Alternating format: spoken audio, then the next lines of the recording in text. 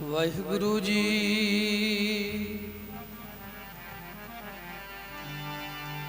सतनाम श्री वाहिगुरु।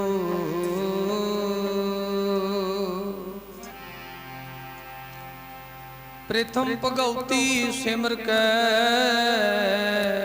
गुरु नानक लई ते आए। फिर अंगद गुर ते अमरदास रामदासै होई सहाय।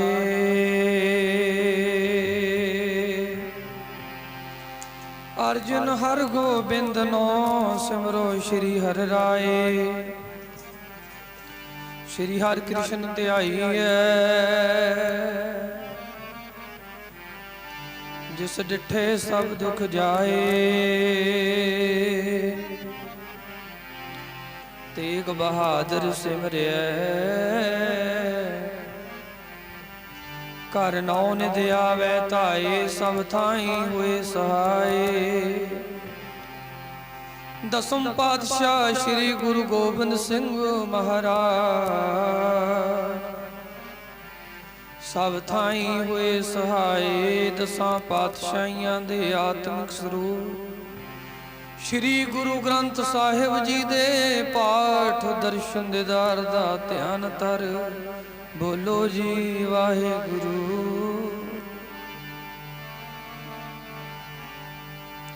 तू ही निशानी जीत की, तू ही निशानी जीत की।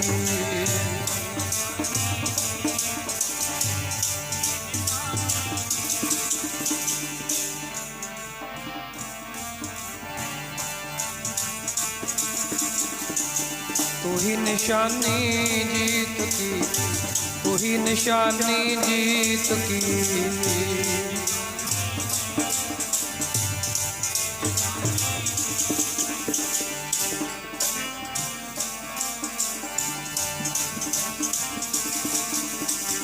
आज तू ही जगवीर, तू ही निशानी जीत की, तू ही निशानी जीत की।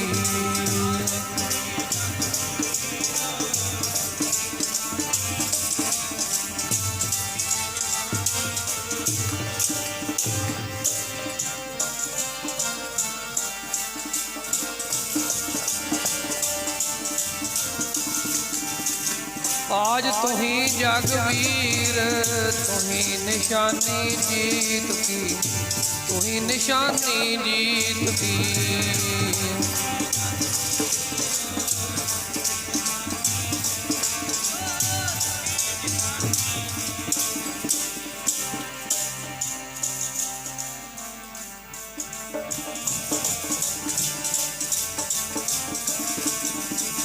काल तू ही काली, तू ही काल, तू ही काली, तू ही।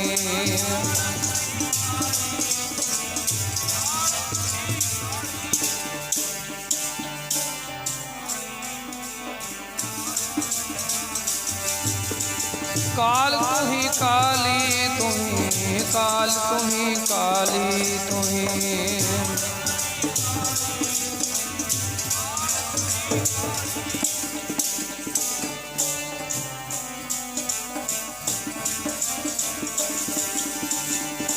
तेग आरतीर, तू ही तेग आरतीर।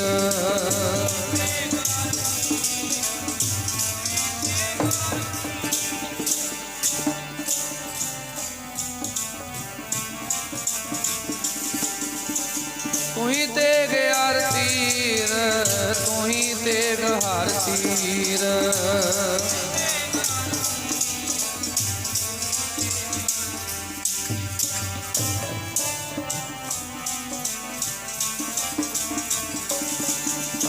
तू ही निशानी जीत की, तू ही निशानी जीत की।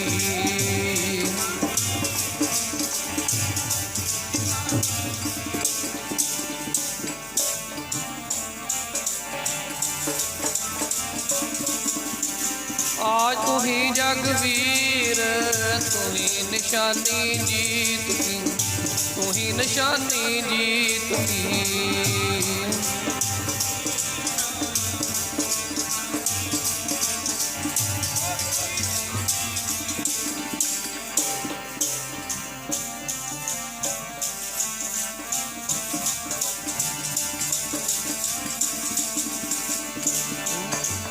काल तुही काली तुही तेग आरतीर, तुही निशानी जीत की तुही जगबीर।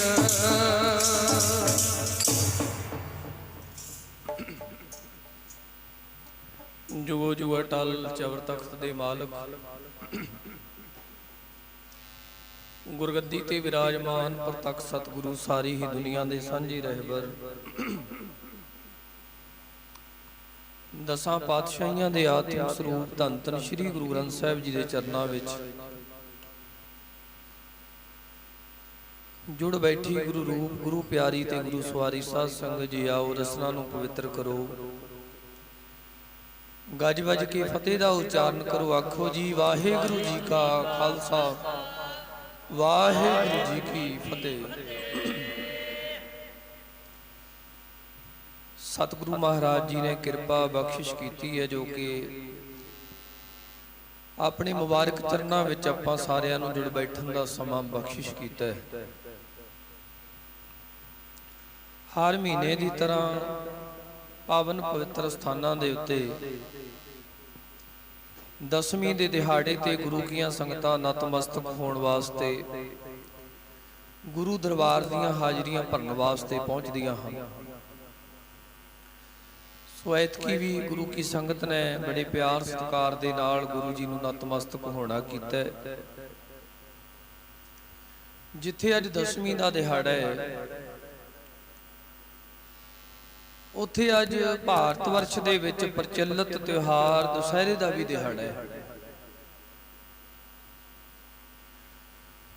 दशहरे दे इस त्योहार नूं दिहाड़े नूं भारत वर्ष दे विच अलग अलग ढंग तरीकों दे नाल मनाया जाता है।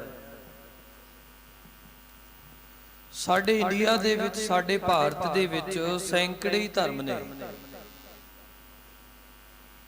जेकर आपां गिणती करांगे बहुत सारे धर्म जिहड़े ने साडे इस भारत वर्ष दे विच हां। अपना सारियां दा संबंध सिख धर्म दे नाल है। आपां सारे सिख धर्म नूं बिलोंग करदे हां। ऐसे तरह ही इस भारत दे विच इस इंडिया दे विच सैकड़े ही धर्म हैं। उन्हां सारे धर्मां दी वक्खो वक्खरी मर्यादा है, वक्खो वक्खरी उन्हां दीयां रौह रीतियां ने और उन्हां धर्मां दे वक्खो वक्खरे त्योहार ने। किसी भी धर्म दा किसी भी मजहब दा जिहड़ा दिहाड़ा है कोई त्योहार एक दूजे नाल मेल नहीं खांदा। किसी भी धर्म दे कोई भी त्योहार दी जो मान मर्यादा है एक दूसरे दे नाल मैच नहीं करदी, एक दूसरे दे नाल मेल नहीं खांदी। वक्खो वक्खरे धर्म ने, वक्खो वक्खरियां मर्यादावां ने, वक्खो वक्खरियां रौह रीतियां ने ते वक्खो वक्खरे त्योहार ने। हिंदू धर्म दे त्योहार अपने वक्खरे ने, मुसलमान धर्म दे त्योहार अपने वक्खरे ने, जैनियां दे वक्खरे ने, बौद्धियां दे वक्खरे ने, क्रिश्चनां दे वक्खरे ने, सिख धर्म दे जो त्योहार ने वो वक्खरे ने। मान मर्यादा हर कुछ डिफरेंट है, वक्खरा है। आदि काल तो लैके साध संगत जी चार युगां दा वेरवा वेदां ग्रंथां दे विच गुरु ग्रंथ साहिब जी महाराज दी बाणी विच भी आया है। जिस दौर दे विच असीं जिउ रहे हैं यह कलयुग का समा है। कलयुग तो पहला 3 युग हो के गए ने। साध संगत जी जो सतयुग का समा सी, सतयुग के समय दे विच देवते और दैंत सन। ये पुरातन जो हिंदू धर्म के ग्रंथ ने उन्हां दी ये स्टेटमेंट है, उन्हां दा ये हवाला है कि सतयुग दे विच देवते और दैंत जिहड़े सन उन्हां दा आपस दे विच टकराव हुंदा सी। अज भी है। अज दी जिहड़ी रूपरेखा है, अज दा जो दौर है कुछ उस वेले नालों थोड़ा जिहा चेंज हो गया, वखरा हो गया।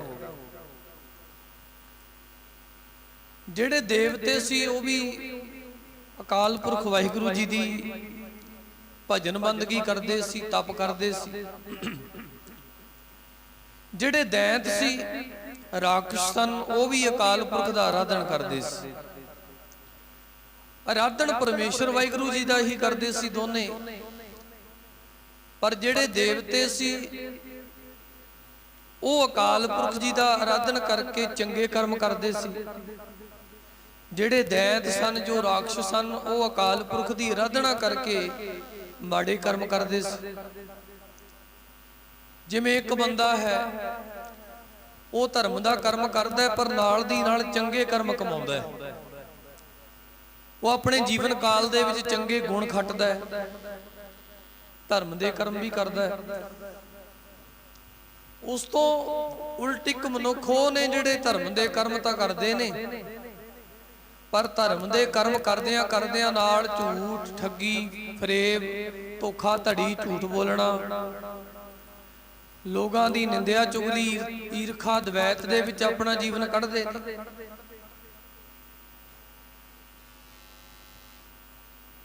ਆਰਾਧਨ ਤਾਂ ਉਹ ਵੀ ਕਰਦੇ ਨੇ, ਪਰ ਸਾਧ ਸੰਗਤ ਦੀ ਆਰਾਧਨ ਕਰਕੇ ਮਾੜੇ ਕਰਮ ਕਰਦੇ ਨੇ। ਇੱਕ ਉਹ ਨੇ ਜਿਹੜੇ ਆਰਾਧਨ ਕਰਕੇ ਚੰਗੇ ਕਰਮ ਕਰਦੇ ਨੇ। ਹੁਣ ਸਾਧ ਸੰਗਤ ਜੀ ਜਿਹੋ ਜੇ ਕੋਈ ਕਰਮ ਕਰਦਾ ਤੇ ਉਹਨੂੰ ਫਲ ਉਹੋ ਜਿਹਾ ਪ੍ਰਾਪਤ ਹੁੰਦਾ ਹੈ। ਜੈਸਾ ਬੀਜੈ ਸੋਲਣੇ ਕਰਮਾ ਸੰਧੜਾ ਖੇਤ। ਗੁਰੂ ਗ੍ਰੰਥ ਸਾਹਿਬ ਮਹਾਰਾਜ ਸੱਚੇ ਪਾਤਸ਼ਾਹ ਜੀ ਕਹਿੰਦੇ, ਹੇ ਮਨੁੱਖ, ਜਿਹੋ ਜੇ ਕਰਮ ਤੋਂ ਸੰਸਾਰ ਵਿੱਚ ਰਹਿ ਕੇ ਕਰੇਗਾ, ਉਹਨਾਂ ਕਰਮਾਂ ਦਾ ਖਮਿਆਜਾ ਤੈਨੂੰ ਆਪ ਭੋਗਣਾ ਪੈਣਾ ਹੈ। ਚੰਗੇ ਕਰੇਗਾ ਤਾਂ ਚੰਗਾ ਖਮਿਆਜਾ ਭੁਗਤੇਗਾ, ਮਾੜਾ ਕਰਮ ਕਰੇਗਾ ਤੇ ਮਾੜੇ ਦਾ ਵੀ ਤੈਨੂੰ ਖਮਿਆਜਾ ਭੁਗਤਣਾ ਪਵੇਗਾ। ਉਹ ਸਿੱਟਾ ਤੇਰੇ ਸਾਹਮਣੇ ਆ ਜਾਵੇਗਾ ਜਿਹੋ ਜੇ ਤੂੰ ਕਰਮ ਕਰੇਗਾ। ਹੁਣ ਸਾਧ ਸੰਗਤ ਜੀ, ਦੇਵਤੇ ਤਪ ਕਰਦੇ ਨੇ, ਨਾਲ ਦੀ ਨਾਲ ਜਿਹੜੇ ਰਾਖਸ਼ ਨੇ, ਦੈਂਤ ਨੇ, ਉਹ ਵੀ ਤਪ ਕਰਦੇ ਨੇ। ਹੁਣ ਦੋਨੋਂ ਪਾਸੇ ਕੰਪੀਟੀਸ਼ਨ ਹੈ, ਮੁਕਾਬਲਾ ਹੈ। ਮੁਕਾਬਲਾ ਚੱਲਦਾ ਤੇ ਜਿਹੜੇ ਦੈਂਤ ਸੀ, ਜਿਨ੍ਹਾਂ ਤੋਂ ਸਭ ਤੋਂ ਵੱਡੇ ਦੈਂਤ ਦਾ ਨਾਮ ਮਹਿਖਾਸੁਰ ਆਇਆ ਹੈ। ਕਲਗੀਧਰ ਸ੍ਰੀ ਗੁਰੂ ਗੋਬਿੰਦ ਸਿੰਘ ਮਹਾਰਾਜ ਜੀ ਨੇ ਚੰਡੀ ਦੀ ਵਾਰ ਵਿੱਚ ਵੀ ਉਸ ਮਹਿਖਾਸੁਰ ਦਾ ਜ਼ਿਕਰ ਕੀਤਾ ਹੈ। ਗੁਰਬਾਣੀ ਦੇ ਅੰਦਰ ਵੀ ਐਸੇ ਰਾਖਸ਼ਾਂ ਦਾ ਜ਼ਿਕਰ ਆਇਆ ਹੈ। ਰਾਖਸ਼ਾਂ ਦਾ ਤਪ ਇਤਨਾ ਵੱਧ ਗਿਆ, ਇਤਨਾ ਵੱਧ ਗਿਆ ਕਿ ਉਹ ਦੇਵਤਿਆਂ ਦੇ ਉੱਤੇ ਭਾਰੂ ਪੈ ਗਏ। ਆ ਜਿਵੇਂ ਆਪਾਂ ਅੱਜ ਕੱਲ ਦੌਰ ਨਹੀਂ ਚੱਲਿਆ ਹੋਇਆ, ਜਦੋਂ ਆਪਾਂ ਕਿਸੇ ਨੂੰ ਪੁੱਛਦੇ ਆਂ ਵੀ ਅੱਜ ਕੱਲ ਤੂੰ ਬੜਾ ਕਮਜ਼ੋਰ ਹੋ ਗਿਆ, ਬੜੀ ਤੇਰੇ ਅੰਦਰ ਵੀਕਨੈਸ ਆ ਗਈ ਹੈ, ਤੇ ਆਪਾਂ ਆਮ ਹੀ ਕਹਿ ਦਿੰਦੇ ਨੇ ਮੇਰੇ ਸੈੱਲ ਘਟ ਗਏ ਨੇ, ਮੇਰੇ ਸੈੱਲ ਘਟ ਗਏ।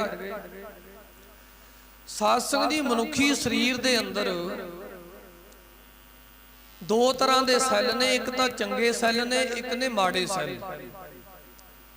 ਚੰਗੇ ਸੈੱਲ ਜਿਹੜੇ ਨੇ ਉਹ ਸਾਡੇ ਸਰੀਰ ਨੂੰ એનર્ਜੀ ਦਿੰਦੇ ਨੇ, ਰਿਸ਼ਟ ਪੁਸ਼ਟ ਰੱਖਦੇ ਨੇ।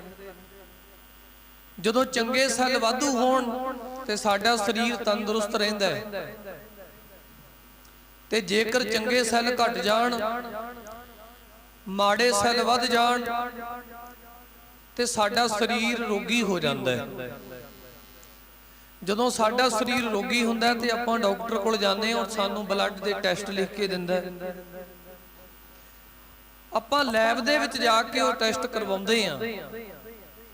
ਲੈਬ ਵਾਲੇ ਸਾਡੇ ਖੂਨ ਦਾ ਟੈਸਟ ਕਰਕੇ ਰਿਪੋਰਟ ਦਿੰਦੇ ਨੇ। ਡਾਕਟਰ ਉਸ ਰਿਪੋਰਟ ਨੂੰ ਵੇਖਦਾ ਹੈ।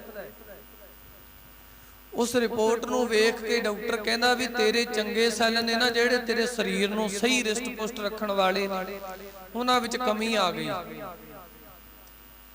ਤੇ ਮਾੜੇ ਸੈੱਲ ਨੇ ਜਿਹੜੇ ਸਰੀਰ ਨੂੰ ਰੋਗੀ ਬਣਾਉਂਦੇ ਨੇ, ਉਹ ਤੇਰੇ ਚੰਗੇ ਸੈੱਲਾਂ ਉੱਤੇ ਭਾਰੂ ਪੈ ਗਏ। ਡਾਕਟਰ ਸਾਹਿਬ ਹੁਣ ਕੀ ਕਰਨਾ ਪਊਗਾ? ਫਿਰ ਡਾਕਟਰ ਕਹਿੰਦਾ ਮੈਂ ਤੈਨੂੰ ਦਵਾਈ ਦਿੰਨਾ, कुछ परहेज दसदा, तू दवाई लैके परहेज रख ते तेरे सैल वध जाणगे जिहड़े शरीर नूं रिष्ट पुष्ट रखदे ने। फिर आपां दवाई खाने आ, दोबारा टैसट कराउने आ, फिर डॉक्टर कहंदा भी तेरे घटे होए सैल वध गए।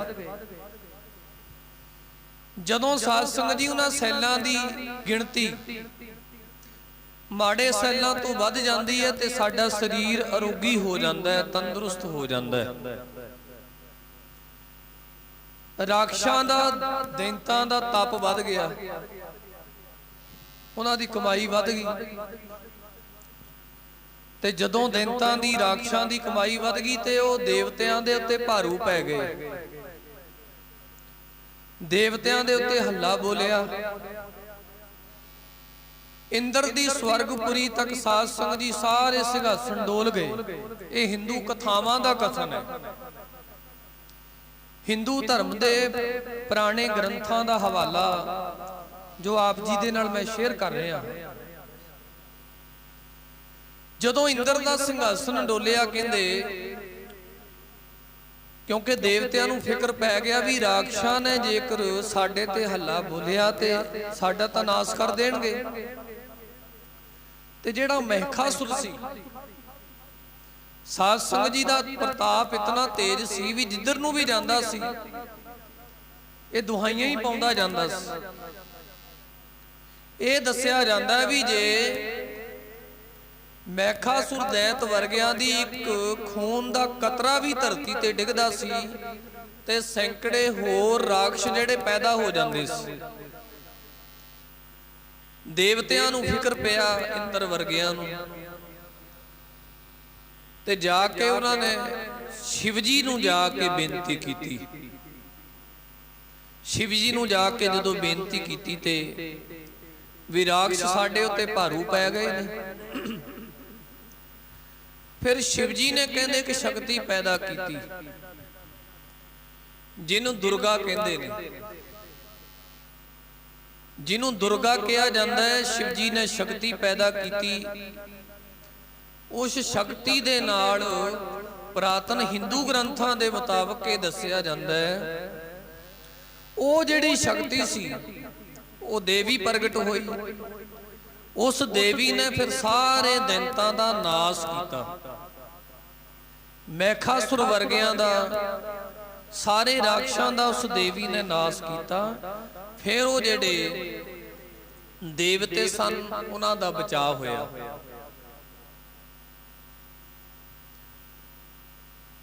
पुरातन समय तो लैके खास करके बंगाल दे विच, बंगाल विच उड़ीसा दे विच, भारत दे बहुत सारियां स्टेटां ऐसियां ने जिथे दुसहरे वाले दिन दुर्गा माता की पूजा हुंदी है।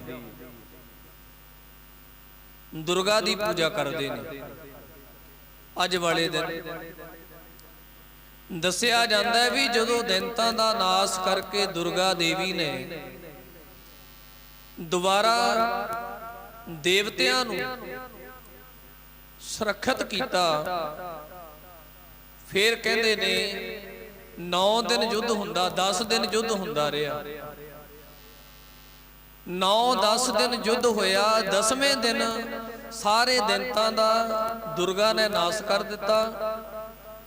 फिर वो 10वें दिन फिर लोगां ने, देवतियां ने कहंदे ने खुशी मनाई, जित दा प्रगटावा किया। ये सतयुग दे विच ये दुसहरा जिहड़ा है इस ढंग दे नाल उदों तो प्रचलित होया है। ते साध संगत जी बंगाल दे विच मैं पढ़ रहा सा 9 दिन पूजा हुंदी देवी दी। जिहड़े नराते आपां लंघ के गए ने 9 नराते ते 10वां दुसहरा 9 दिन देवी दी पूजा करते हैं। वक्खो वखरे ढंग नाल करते हैं,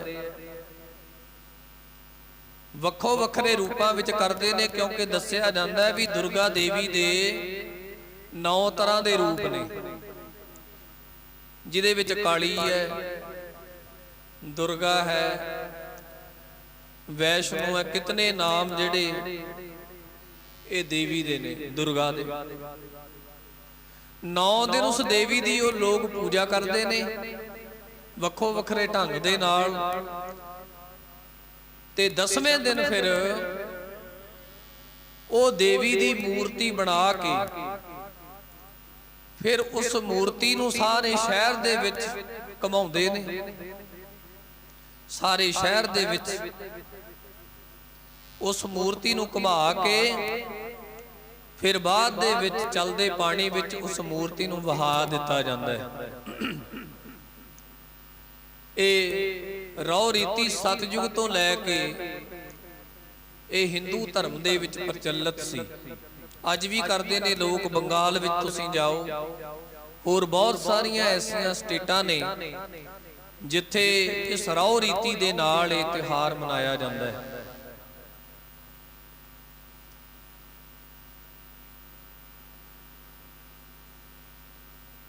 त्रेते दे अवतार श्री रामचंद्र सन। रामचंद्र जी नूं 14 साल का बनवास होया।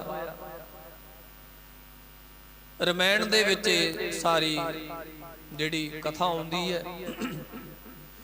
14 साल का बनवास जिहड़ा वो रामचंद्र जी नूं मिलिया भी 14 साल वास्ते जंगल विच रहना है। 14 साल जंगल विच कटने ने, जंगली फल आदि खाने ने। 14 साल अपने राज भाग वाल तकना नहीं। श्री रामचंद्र जी त्रेते दे अवतार अपने भरा लक्ष्मण नूं लैके 14 साल का बनवास कटण वास्ते बणा नूं जंगलां नूं गए। दस्सिया जांदा भी नाल श्री रामचंद्र जी की धर्म पत्नी सीता भी नाल गई। जदों जंगल दे विच गए, जंगल दे विच सीता नूं रावण चुरा के ले जांदा है, हरण करके ले जांदा है। सीता नूं लिजाण दा कारण रावण दा यह भी दस्सिया जाता है कि वह अपनी भैन का बदला लेना चाहता सी। धोखे दे नाल रावण की भैन का नक कट दिता सी सरूप नखा दा। सरूप नखा सोहनी बड़ी सी, सुंदर बनी सी, उदा नक कट दिता सी। वो अपनी भैन का बदला लेना चाहता सी। अपनी भैन का बदला लैण वास्ते उन्हें की कीता, श्री रामचंद्र जी की धर्म सुपत्नी माता सीता नूं उन्हें हरण कर लिया, चुरा लिया, अपनी कैद दे विच रखिया। कैद विच रखण दा भाव उहदा कोई गलत ख्याल नहीं सी। यह भी दस्सिया जाता है, मस्कीन जी ने कथा विच दस्सिया भी रावण ने सीता का हरण किया, सीता नूं चुराया, अपनी कस्टडी दे विच रखिया, अपनी कैद विच रखिया। पर रावण ने सीता दे नाल कोई दुर्व्यवहार नहीं किया, कुछ गलत नहीं किया, दुर्व्यवहार नहीं किया, केवल ते केवल अपनी कैद विच रखिया बदला लैण वास्ते। लंका ले गया सीता नूं। जदों श्री रामचंद्र जी नूं लक्ष्मण नूं पता लगा कि रावण चुरा के जो सीता नूं लैके गया है, फिर की कीता, साध संगत जी जो हनुमान सी, ये राम दा भगत सी। श्री रामचंद्र जी नूं अपना इष्ट मनदा सी, सारा कुछ मनदा सी। सेवक सी श्री रामचंद्र जी दा हनुमान।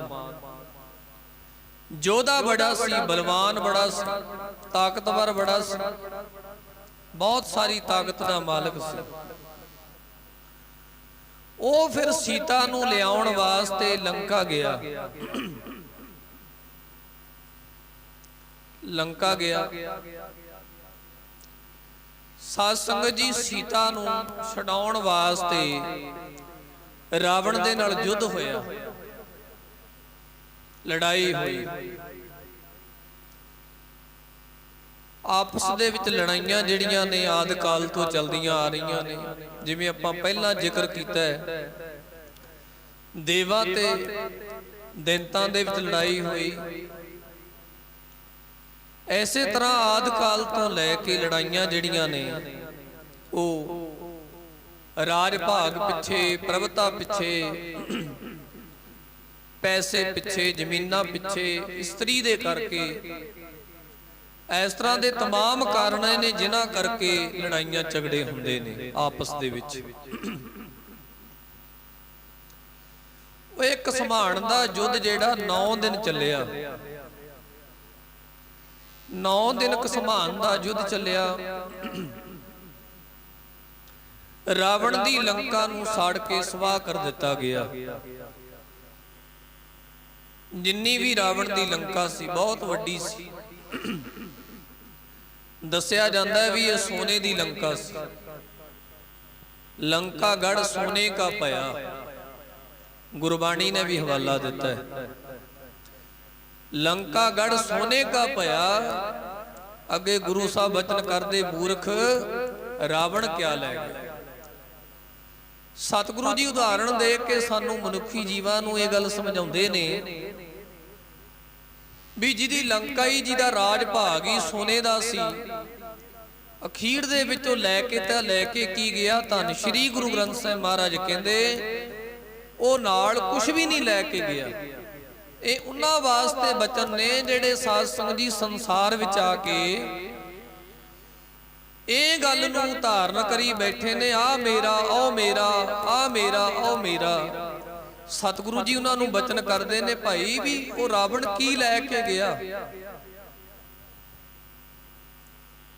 ਉਹਦਾ ਤਾਂ ਗੜੀ ਲੰਕਾ ਸੋਨੇ ਦਾ ਸੀ। ਲੰਕਾ ਗੜ ਸੋਨੇ ਕਾ ਪਿਆ, ਮੂਰਖ ਰਾਵਣ ਕਿਆ ਲੈ ਗਿਆ। 9 ਦਿਨ युद्ध होया लंका च। एक पासे रावण है, उदी फौज है। रावण साध संगत जी कोई माड़ा धीड़ा बंदा नहीं सी,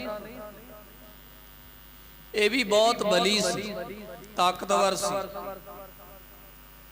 दस्सिया जांदा भी 4 वेदां दा ज्ञाता सी रावण।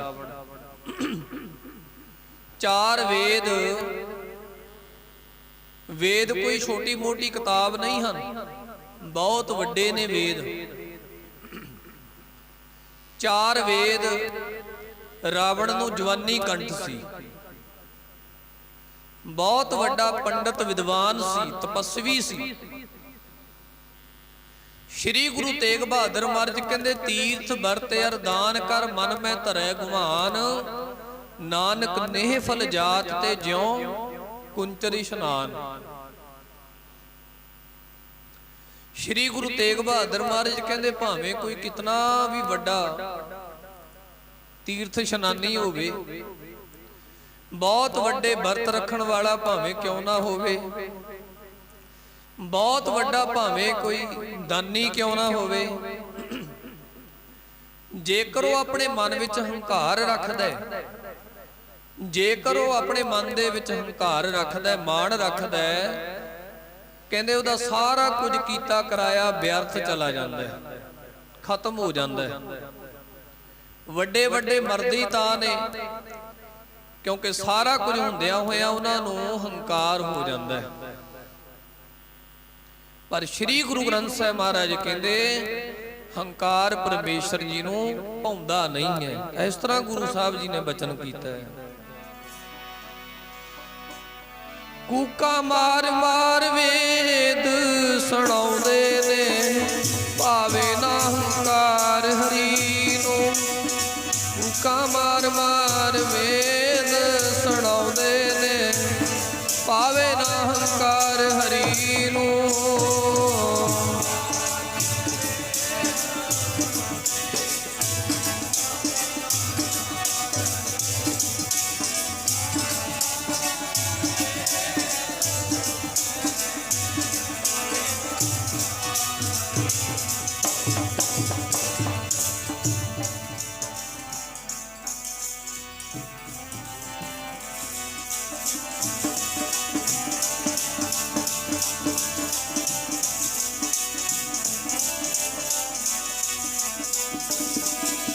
ਫੂਕਾ ਮਾਰ ਮਾਰ ਵੇਦ ਸੁਣਾਉਂਦੇ, ਹਾਂਜੀ ਵੇਦ ਸੁਣਾਉਂਦੇ ਨੇ। ਭਾਵੇ ਨਾ ਹੰਕਾਰ ਹਰੀ ਨੂੰ, ਫੂਕਾ ਮਾਰ ਮਾਰ ਵੇਦ ਸੁਣਾਉਂਦੇ ਨੇ। ਭਾਵੇ ਨਾ ਹੰਕਾਰ ਹਰੀ ਨੂੰ।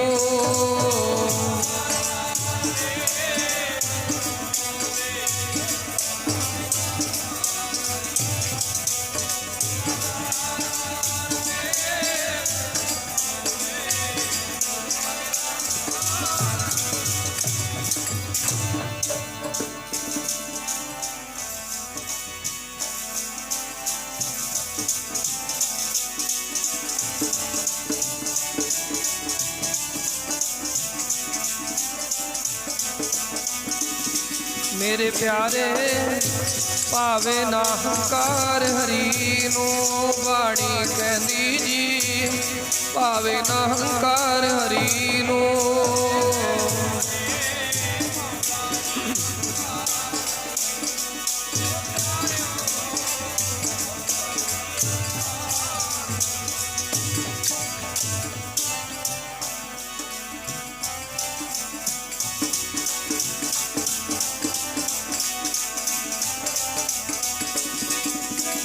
ਪਾਉਂਦਾ ਨੀ ਜੀ ਹੰਕਾਰ ਹਰੀ ਨੂੰ। ਭਾਵੇ ਨਾ ਜੀ ਹੰਕਾਰ ਹਰੀ ਨੂੰ।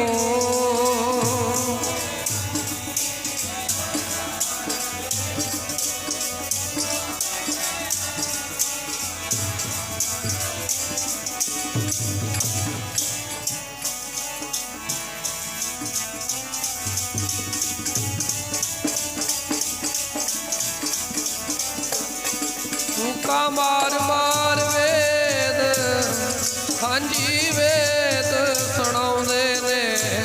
ਭਾਵੇ ਨਾ ਹੰਕਾਰ ਹਰੀ ਨੂੰ। ਮਾਰ ਮਾਰ ਵੇਦ ਸੁਣਾਉਂਦੇ, ਭਾਵੇ ਨਾ ਹੰਕਾਰ ਹਰੀ ਨੂੰ।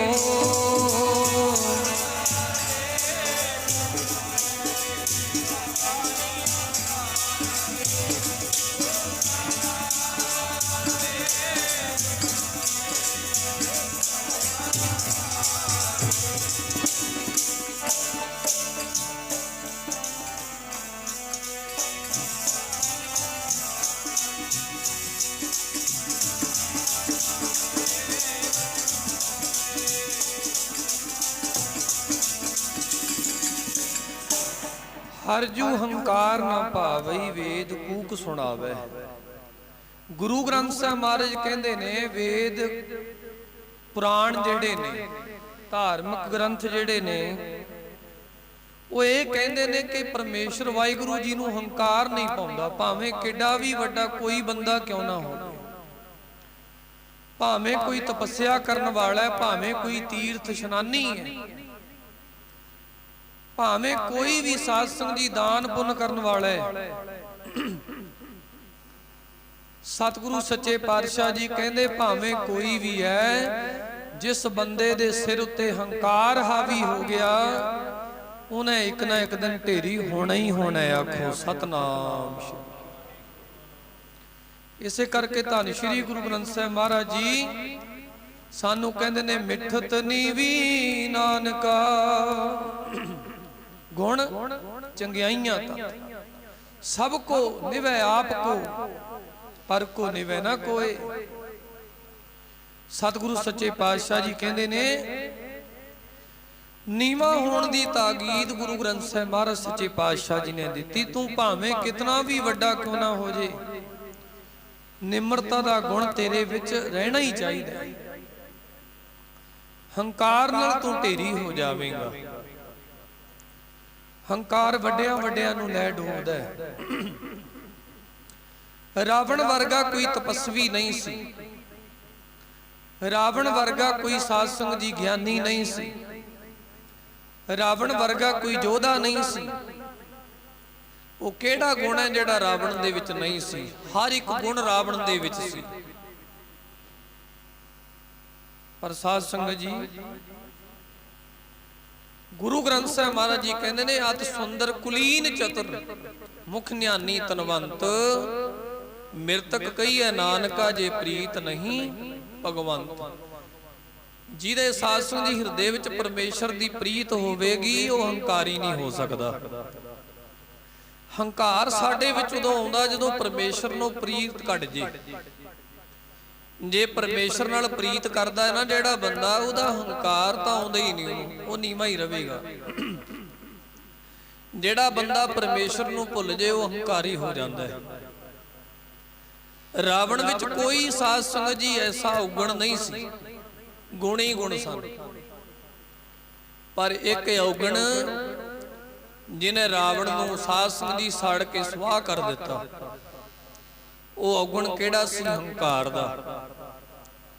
ਹੰਕਾਰ ਦੇ ਔਗਣ ਨੇ ਰਾਵਣ ਨੂੰ ਸਾੜ ਕੇ ਸੁਆਹ ਕਰ ਦਿੱਤਾ। 1 ਲੱਖ ਪੂਤ 1.25 ਲੱਖ ਨਾਤੀ, ਤੇ ਰਾਵਣ ਘਰ ਦੀਆ ਨਾ ਬਾਤੀ। ਜਿਹਦਾ 1 ਲੱਖ ਪੁੱਤਰ ਤੇ 1.25 ਲੱਖ ਰਿਸ਼ਤੇਦਾਰ, ਸ਼੍ਰੀ ਗੁਰੂ ਗ੍ਰੰਥ ਸਾਹਿਬ ਮਹਾਰਾਜ ਕਹਿੰਦੇ ਉਹਦੇ ਘਰ ਵਿੱਚ ਕੋਈ ਦੀਵਾ ਬੱਤੀ ਜਗਾਉਣ ਵਾਲਾ ਵੀ ਨਹੀਂ ਰਿਹਾ।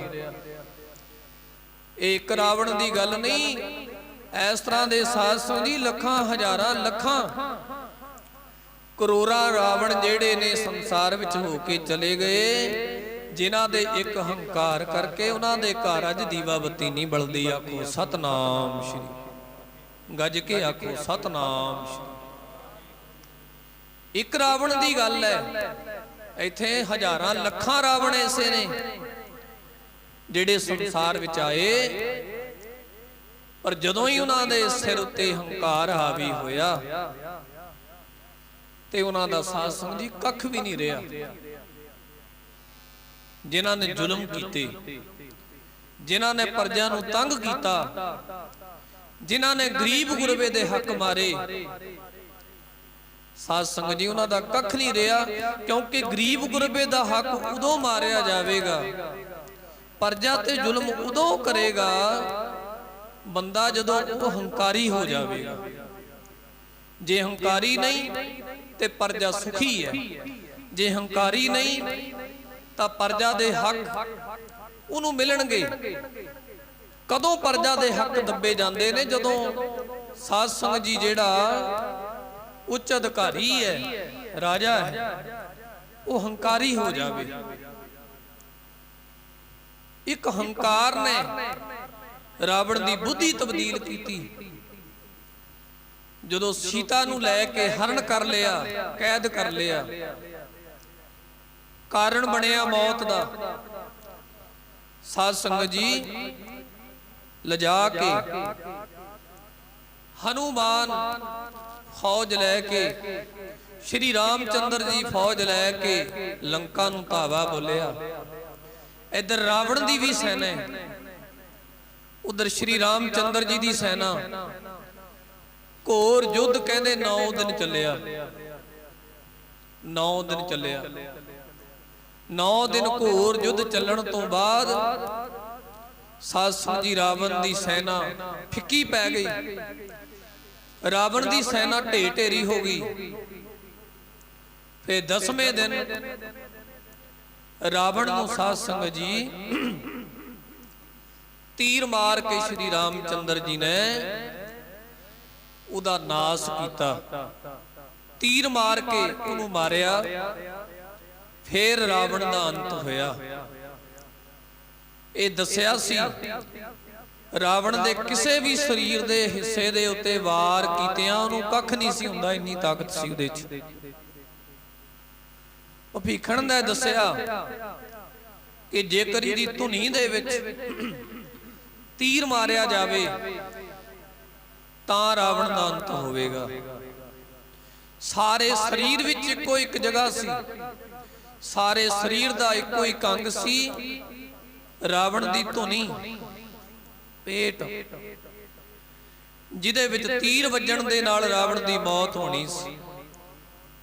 ਉਹ ਭੀਖਣ ਨੇ ਜਦੋਂ ਸ਼੍ਰੀ ਰਾਮ ਚੰਦਰ ਨੂੰ ਦੱਸਿਆ ਜੇ ਰਾਵਣ ਨੂੰ ਮਾਰਨਾ ਤੇ ਉਹਦੀ ਧੁਨੀ ਦੇ ਵਿੱਚ ਤੀਰ ਮਾਰੋ, ਫਿਰ ਰਾਵਣ ਦਾ ਅੰਤ ਹੋਵੇਗਾ। ਸਾਧ ਸੰਗਤ ਜੀ ਫਿਰ ਧੁਨੀ ਵਿੱਚ ਤੀਰ ਮਾਰਿਆ, ਰਾਵਣ ਦਾ ਅੰਤ ਹੋਇਆ। ਮੇਘਨਾਥ ਕੁੰਭਕਰਨ ਨਾਲ 2 ਖੜੇ ਨੇ, ਉਹਨਾਂ ਦਾ ਵੀ ਅੰਤ ਕੀਤਾ। ਪਰਮੇਸ਼ਰ ਵਾਹਿਗੁਰੂ ਵਿਧੀ ਬਣਾਉਂਦਾ ਹੈ, ਢੰਗ ਤਰੀਕਾ ਬਣਾਉਂਦਾ ਹੈ। ਜਦੋਂ ਕਿਸੇ ਨੂੰ ਖਤਮ ਕਰਨਾ ਹੁੰਦਾ ਹੈ ਉਹ ਵਿਧੀ ਬਣ ਜਾਂਦੀ ਹੈ। ਆਪੇ ਹੀ ਹਰ ਇੱਕ ਰੰਗ ਹੈ, ਆਪੇ ਬਹੁ ਰੰਗੀ, ਜੋ ਤਿਸ ਭਾਵੈ ਨਾਨਕਾ ਸਾਈ ਗੱਲ ਚੰਗੀ। ਅਕਾਲ ਪੁਰਖ ਵਾਹਿਗੁਰੂ ਜੀ ਉਹ ਢੰਗ ਤਰੀਕਾ ਬਣਾ ਦਿੰਦਾ ਹੈ। ਬੰਦੇ ਦੀ ਮੌਤ ਹੋ ਜਾਂਦੀ ਹੈ। ਕਈ ਚੰਗੇ ਕਰਮ ਕਰਕੇ ਮਰਦੇ ਨੇ, ਕਈ ਮਨੁੱਖ ਮਾੜੇ ਕਰਮ ਕਰਕੇ ਮਰਦੇ ਨੇ। ਜਿਹੋ ਜਿਹਾ ਕੋਈ ਕਰਮ ਕਰਦਾ ਹੈ ਉਹੋ ਜਿਹਾ ਫਲ ਉਹਨੂੰ ਭੋਗਣਾ ਪੈਂਦਾ ਹੈ। ਸਾਧ ਸੰਗਤ ਜੀ, ਰਾਵਣ ਨੇ ਜਿੱਥੇ ਚੰਗੇ ਕਰਮ ਬਹੁਤ ਕੀਤੇ, ਇੱਕ ਹੰਕਾਰ ਦੇ ਨਾਲ ਹੀ ਉਹਦੀ ਮੌਤ ਦਾ ਕਾਰਨ ਬਣ ਗਿਆ। ਸਾਰੀ ਲੰਕਾ ਸੋਨੇ ਦੀ ਸੜ ਕੇ ਸਵਾਹ ਹੋ ਗਈ, ਕੱਖ ਵੀ ਨਹੀਂ ਬਚਿਆ। ਇਸ ਤਰ੍ਹਾਂ ਸਾਧ ਸੰਗਤ ਜੀ, ਸਤਿਗੁਰੂ ਮਹਾਰਾਜ ਸੱਚੇ ਪਾਤਸ਼ਾਹ ਜੀ ਸਾਨੂੰ ਸੁਚੇਤ ਕਰਦੇ, ਮਨੁੱਖਾ ਜਦੋਂ ਵੀ ਤੂੰ ਮਰੇਗਾ ਤੇਰੇ ਮਾੜੇ ਕਰਮਾਂ ਕਰਕੇ ਹੀ ਤੈਨੂੰ ਮਰਨਾ ਪਵੇਗਾ। ਜਦੋਂ ਹੀ ਤੂੰ ਢੇਰੀ ਹੋਵੇਂਗਾ, ਤੂੰ ਹੰਕਾਰ ਕਰਕੇ ਮਾਣ ਕਰਕੇ ਢੇਰੀ ਹੋਵੇਂਗਾ। ਇਸ ਕਰਕੇ ਸਦਾ ਹੀ ਸਤਿਗੁਰੂ ਮਹਾਰਾਜ ਸੱਚੇ ਪਾਤਸ਼ਾਹ ਜੀ ਸਾਨੂੰ ਸੁਚੇਤ ਕਰਦੇ ਰਹਿੰਦੇ ਨੇ। ਹੰਕਾਰ ਤੋਂ ਬਚਣ ਦੀ ਤਾਕੀਦ ਗੁਰੂ ਗ੍ਰੰਥ ਸਾਹਿਬ ਮਹਾਰਾਜ ਸੱਚੇ ਪਾਤਸ਼ਾਹ ਸਦਾ ਕਰਦੇ ਨੇ। ਐਸੀਆਂ ਅਨੇਕਾਂ ਉਦਾਹਰਣਾਂ ਸ੍ਰੀ ਗੁਰੂ ਗ੍ਰੰਥ ਸਾਹਿਬ ਮਹਾਰਾਜ ਸੱਚੇ ਪਾਤਸ਼ਾਹ ਜੀ ਦੀ ਬਾਣੀ ਸਾਨੂੰ ਦਿੰਦੀ ਹੈ, ਜਿਨ੍ਹਾਂ ਉਦਾਹਰਣਾਂ ਦੇ ਵਿੱਚ ਸਤਿਗੁਰੂ ਜੀ ਸੁਚੇਤ ਕਰਦੇ ਕਿ ਮਨੁੱਖਾ ਤੂੰ ਜੀਵਨ ਵਿੱਚ ਰਹਿ ਕੇ ਕਿਤੇ ਹੰਕਾਰੀ ਨਾ ਹੋ ਜਾਵੀਂ। ਹੰਕਾਰ ਨੇ ਤੇਰਾ ਜਦੋਂ ਡੋਬਣਾ ਬੇੜਾ, ਹੰਕਾਰ ਨਹੀਂ ਬੇੜਾ ਡੋਬਣਾ। ਜਦੋਂ ਵੀ ਮਰੇਗਾ ਤੇਰੇ ਮਾੜੇ ਕਰਮਾਂ ਕਰਕੇ ਹੀ ਤੂੰ ਮਰੇਗਾ। ਕਿਸੇ ਦੇ ਮਾਰਿਆਂ ਤੇਰਾ ਕੱਖ ਨਹੀਂ ਹੋਣਾ। ਆਪਣੇ ਮਾੜੇ ਕਰਮ, ਆਪਣੇ ਹੰਕਾਰ ਕਰਕੇ ਹੀ ਤੂੰ ਸਾਧ ਸੰਗਤ ਜੀ, ਸਤਿਗੁਰੂ ਜੀ ਕਹਿੰਦੇ ਨੇ ਕਿ ਢੇਰੀ ਹੋ ਜਾਵੇਂਗਾ। ਤੇਰੇ ਮਾੜੇ ਕਰਮਾਂ ਨੇ ਤੈਨੂੰ ਮਾਰਨਾ, ਕਿਸੇ ਨੇ ਤੈਨੂੰ ਕੀ ਮਾਰਨਾ। ਤੇਰੇ ਮਾੜੇ ਕਰਮਾਂ ਨੇ ਤੈਨੂੰ ਮਾਰਨਾ, ਕਿਸੇ ਨੇ ਤੈਨੂੰ ਕੀ ਮਾਰਨਾ।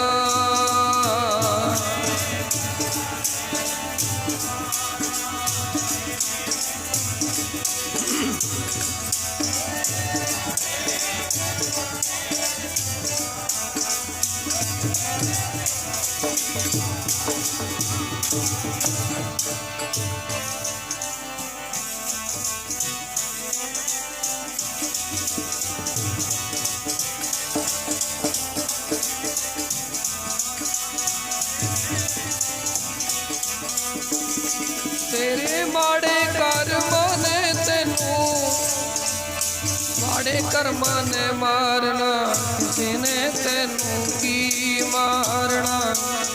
ਤੇਰੇ ਮਾੜੇ ਕਰਮਾਂ ਨੇ ਤੈਨੂੰ ਮਾਰਨਾ, ਕਿਸੇ ਨੇ ਤੈਨੂੰ ਕੀ ਮਾਰਨਾ।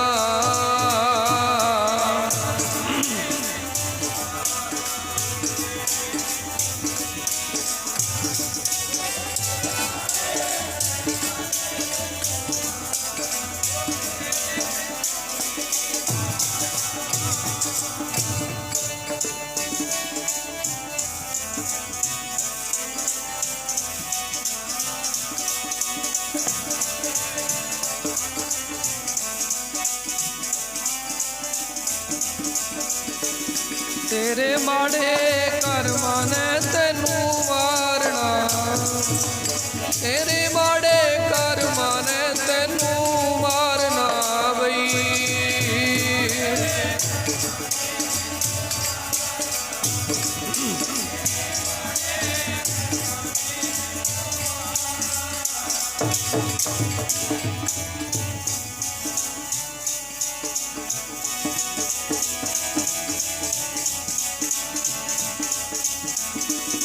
ਤੇਰੇ ਮਾੜੇ ਕਰਮਾਂ ਨੇ ਤੈਨੂੰ, ਮਾੜੇ ਕਰਮਾਂ ਨੇ ਮਾਰਨਾ ਜੀ, ਕਿਸੇ ਨੇ ਤੈਨੂੰ ਕੀ ਮਾਰਨਾ। ਤੇਰੇ ਮਾੜੇ ਕਰਮਾਂ ਨੇ ਤੈਨੂੰ ਮਾਰਨਾ, ਕਿਸੇ ਨੇ ਤੈਨੂੰ ਕੀ ਮਾਰਨਾ।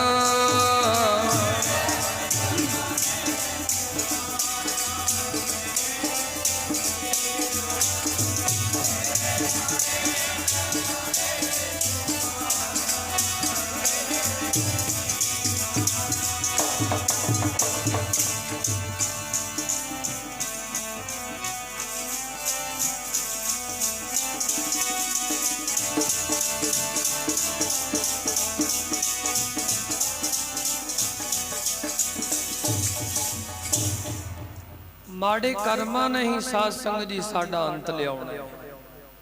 ਇਸ ਕਰਕੇ ਸਾਧ ਸੰਗਤ ਜੀ ਜਿਹੜੇ ਸਾਡੇ ਕਰਮ ਨੇ ਉਹਨਾਂ ਕਰਮਾਂ ਨੂੰ ਸਾਧ ਸੰਗਤ ਜੀ ਚੰਗੇ ਬਣਾਉਣਾ, ਮਾੜੇ ਕਰਮਾਂ ਦਾ ਤਿਆਗ ਕਰਨਾ। ਸਾਧ ਸੰਗਤ ਜੀ ਇਹ ਪ੍ਰਾਤਨ ਰੀਤ ਫਿਰ ਉਸੇ ਤਰ੍ਹਾਂ ਹੀ ਚੱਲਦੀ ਗਈ।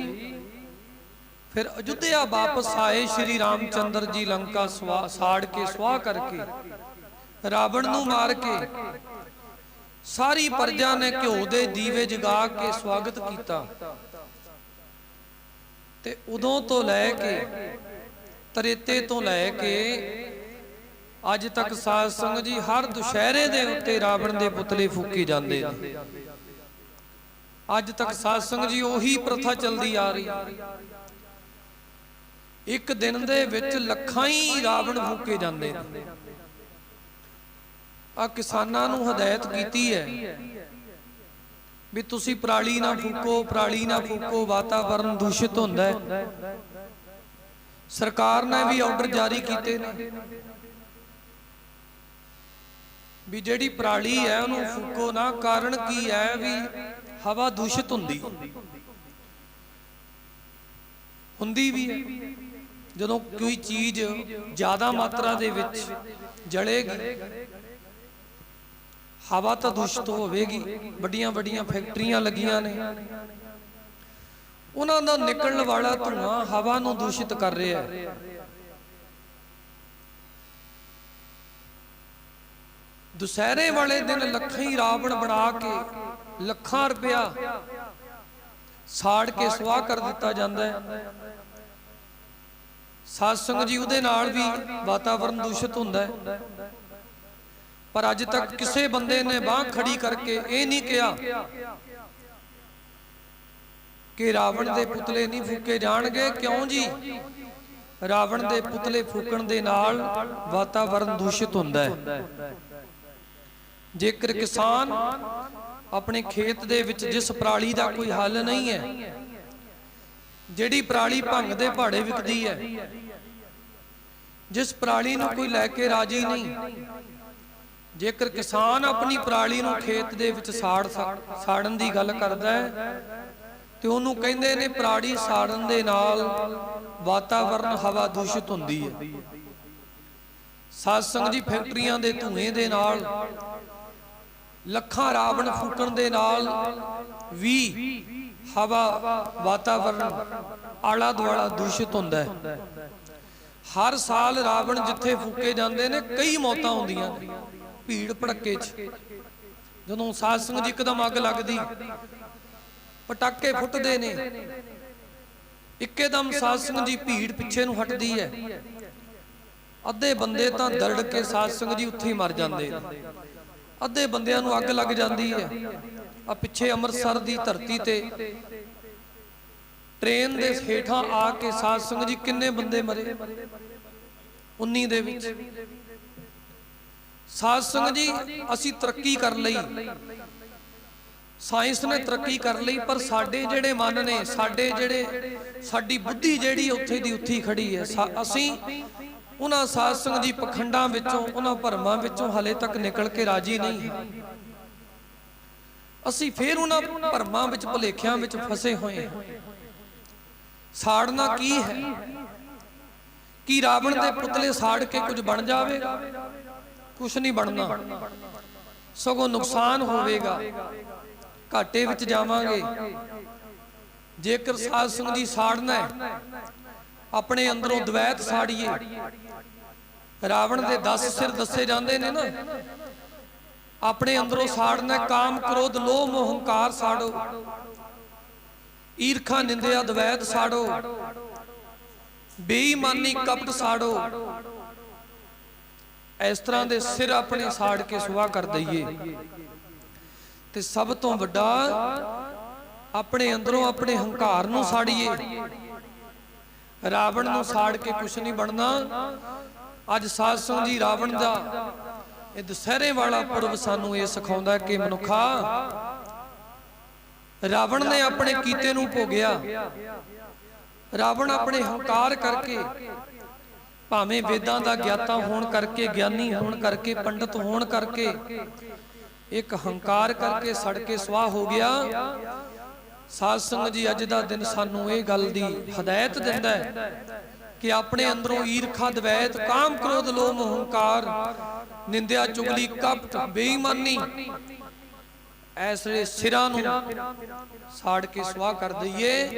जेकर ऐसे साध संगत जी रावणां नूं साड़ के स्वाह करांगे तां साडा जीवन किसी लेखे विच पवेगा।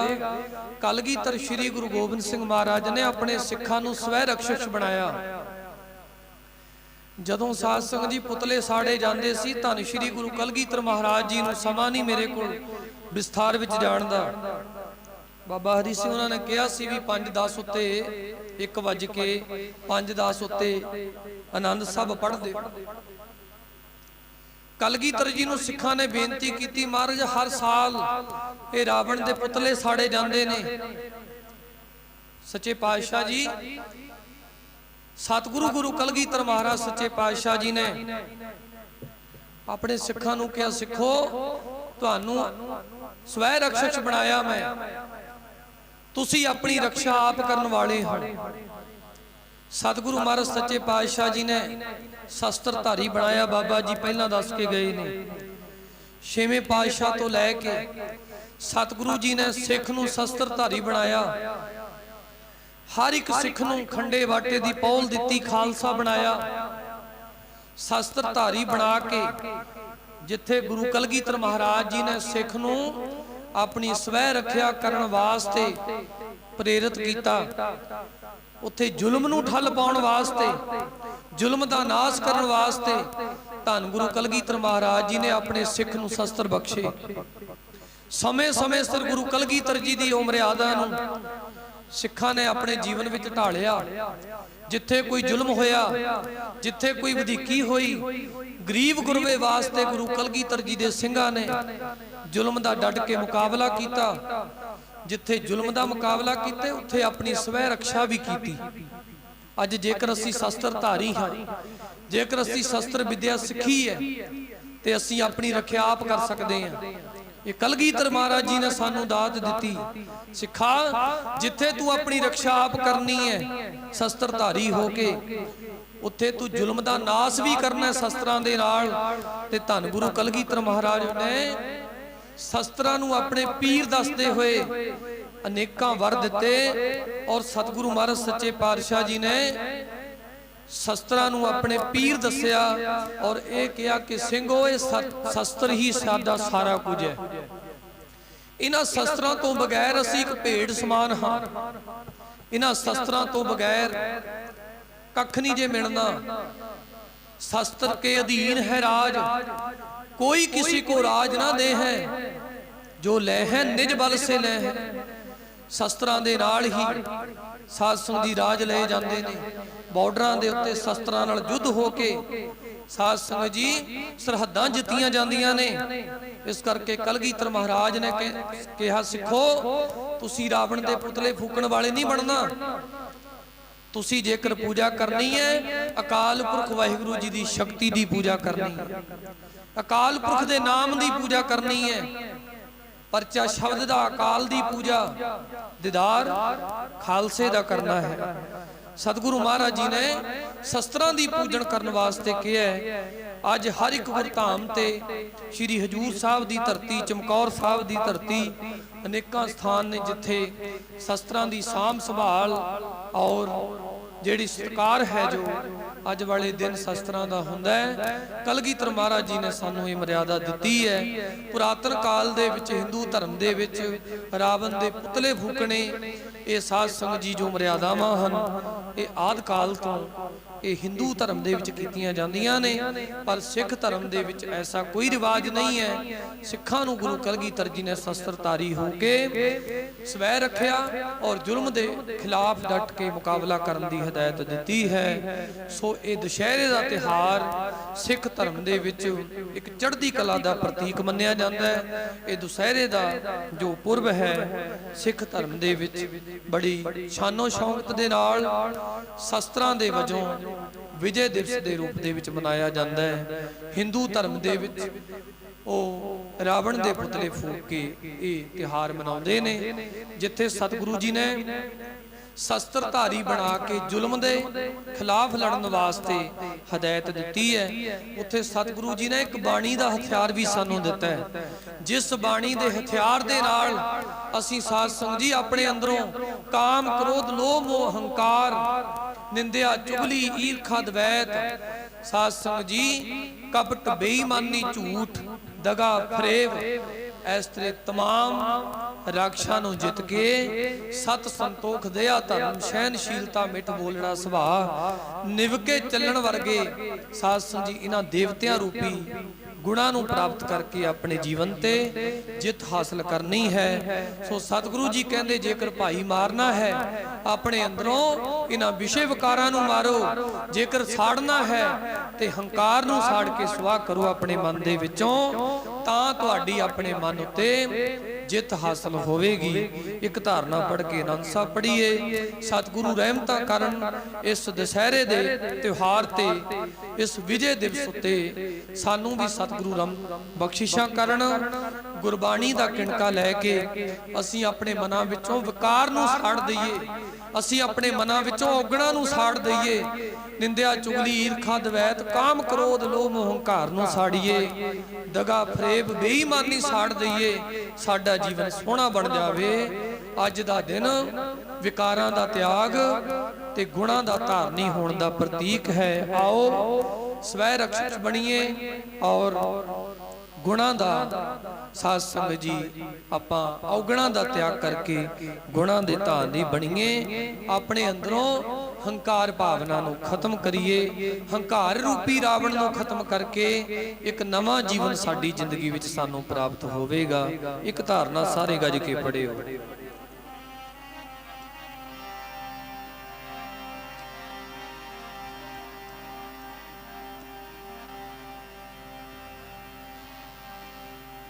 ਸਾੜ ਦੇ ਮਨਾ ਤੂੰ ਹੰਕਾਰ ਵਾਲੇ ਰਾਵਣ ਨੂੰ, ਸਾੜ ਦੇ ਮਨਾ ਤੂੰ ਹੰਕਾਰ ਵਾਲੇ ਰਾਵਣ ਨੂੰ। ਸਾਰੇ ਜਪੋ।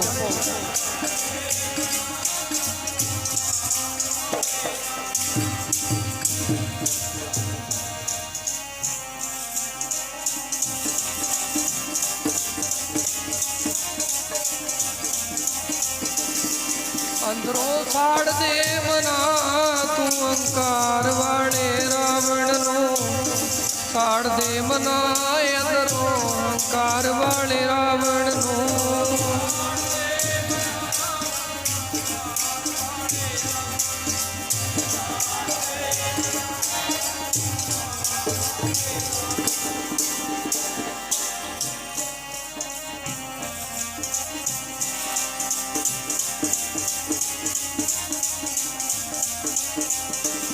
ਪੰਜਾਂ ਚੋਰਾਂ ਵਾਲੇ ਰਾਵਣ ਨੂੰ, ਚੋਰਾਂ ਵਾਲੇ ਰਾਵਣ ਨੂੰ।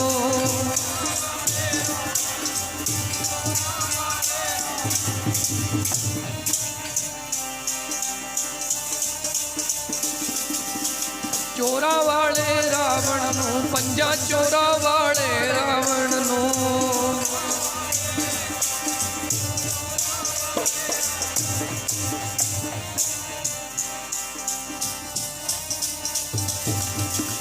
ਸਾੜ ਦੇ ਮਨਾ ਅੰਦਰੋਂ ਹੰਕਾਰ ਵਾਲੇ ਰਾਵਣ ਨੂੰ, ਸਾੜ ਦੇ ਮਨਾ ਤੂੰ ਹੰਕਾਰ ਵਾਲੇ ਰਾਵਣ ਨੂੰ।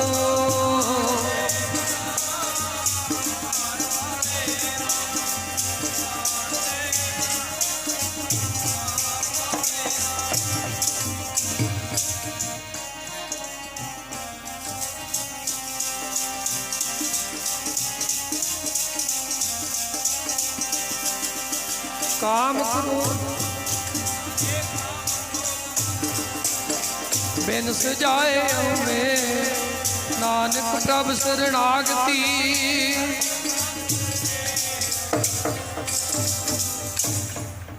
आओ अपने मनां दे विचों हंकार दे रावण नूं, निंदिया, चुगली, ईर्खा, काम, क्रोध, लोभ, मोह, हंकार दे रावण नूं सार के अपने साध संगत जी ਸਰੀਰ ਉੱਤੇ ਆਪਣੇ ਮਨ ਉੱਤੇ ਜਿੱਤ ਹਾਸਲ ਕਰੀਏ। ਔਗਣਾਂ ਦਾ ਕਰੋ ਤਿਆਗ, ਗੁਣਾਂ ਦੇ ਹੋਈਏ ਧਾਰਨੀ।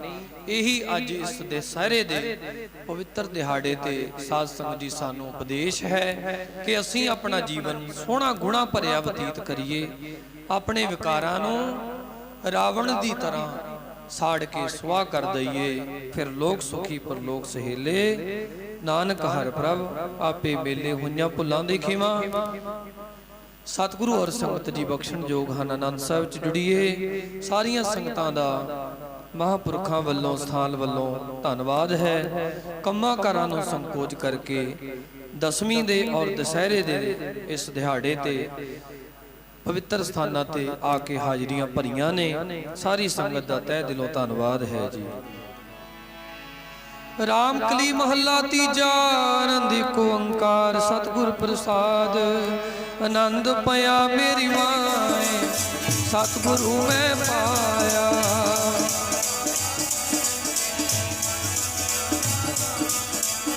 ਰਾਗ ਰਤਨ ਪਰਵਾਰ ਭਰੀਆਂ ਸ਼ਬਦ ਗਾਵਣ ਆਈਆਂ।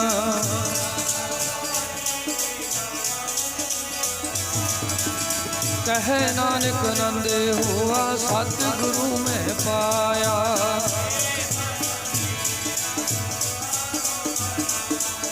ਹਰ ਨਾਲ ਰਹੋ ਤੂੰ ਮਨ ਮੇਰੇ ਦੁੱਖ ਸਭ ਸਾਰਣਾ।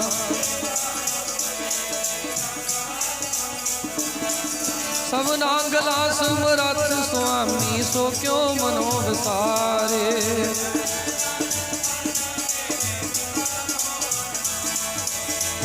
ਸਾਚੇ ਸਾਹਿਬਾ ਕਿਆ ਨਹੀਂ ਕਰਤੇ ਰਹਿ।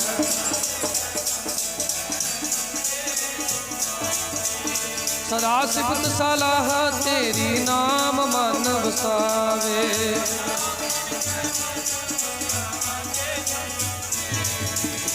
ਕਹੈ ਨਾਨਕ ਸੱਚੇ ਸਾਹਿਬ ਕਿਆ ਨਹੀਂ ਕਰਤੇ ਰਹਿ ਸਾਚਾ।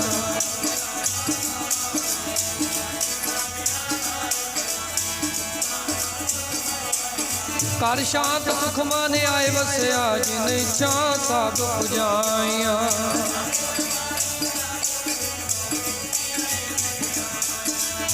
ਕਹੈ ਨਾਨਕ ਸੁਣੋ ਸੰਤੋ ਸ਼ਬਦ ਤਰੋ ਪਿਆਰੋ ਸਾਚਾ।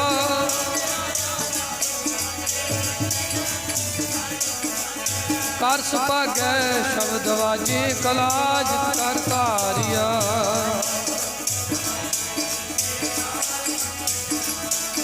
ਤੁਰ ਕਰਮ ਪਾਇਆ ਤੁਧ ਜਿਨ ਕੋ ਸੇ ਨਾਮ ਹਰਿ ਕੈ ਲਾਗੇ।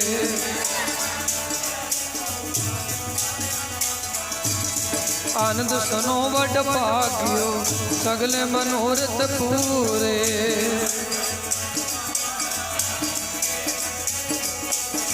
ਦੁਖ ਰੋਗ ਸੰਤਾਪ ਉਤਰੇ ਸੁਣੀ ਸੱਚੀ ਬਾਣੀ।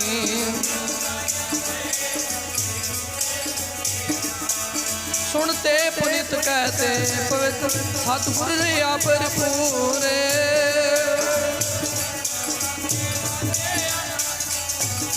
ਪਾਵਣੀ ਗੁਰੂ ਪਾਣੀ ਪਿਤਾ ਮਾਤਾ ਤਰਤ ਮਹਤ।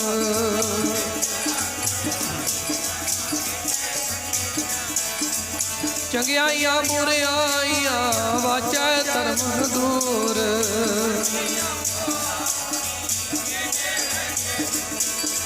ਜਿਨੀ ਨਾਮ ਤੇ ਆਇਆ ਗਏ ਮਸਕਤ ਕਾਲ।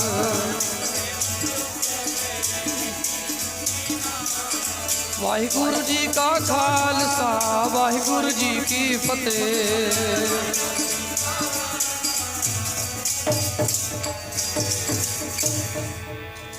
ਵਾਹਿਗੁਰੂ ਜੀ ਕਾ ਖਾਲਸਾ ਵਾਹਿਗੁਰੂ ਜੀ ਕੀ